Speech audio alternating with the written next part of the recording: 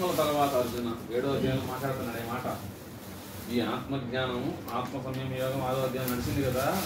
ఇంత ఆత్మజ్ఞానం వినే అంత సత్తా రావాలన్నా, అంతవరకు చెప్పే అంత గురువు మనకు దొరకాలన్నా అర్జున సామాన్యంగా ఇది ఎన్నో జన్మల్లో పుణ్యం చేసుకొని ఉంటే తప్ప ఈ జ్ఞానాన్ని మనకి వినే అదృష్టం రాదు. బహూనాం జన్మనాం అంటే జ్ఞానవాన్ మాం ప్రపద్యతే.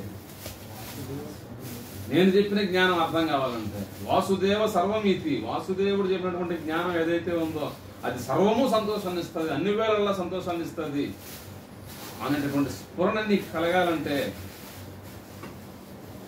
ఎన్నో జన్మల్లో నువ్వు పుణ్యం చేస్తుండల్లా.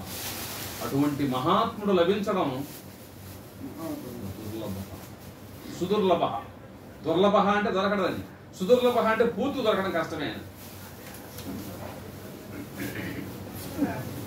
ఇసుకలో అయినా తైలం తేవచ్చు కానీ మూర్ఖుని మనసు రంజింపజేయలేము. ఇసుకలో నూనె తీస్తాం మనం, ఏదైనా గింజలు ఇచ్చి తెమ్మంటే తెచ్చాం కానీ ఇసుకలో తెచ్చామా? తేలేం. అట్లా ఇసుకలో అయినా తైలం తేవచ్చు అంటారు, తేలేం కానీ తేవచ్చు అంటారు.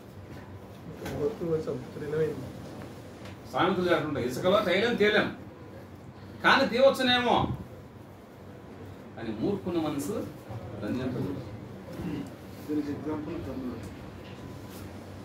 దుష్ట సమాసం చేసిన తర్వాత అంతే అది పోతా ఉంటది. మిన్నే విరుగు పడొచ్చునేమో సీతమ్మ అనడం వాల్మీకి. అనుమానం పడద్దమ్మా రాముని మీద. మిన్నే విరిగి పడిన వ్రత భంగము కానీడమ్మా సందేహించకు రఘురామ ప్రేమను సీతమ్మ సందేహించకు. ఇంతెందుకుమ్మా నేను బాధపడడం, నేను పాడైపోవడం నీకు ఇష్టం అని చెప్పు అని అడుగుతాడు ఆయన.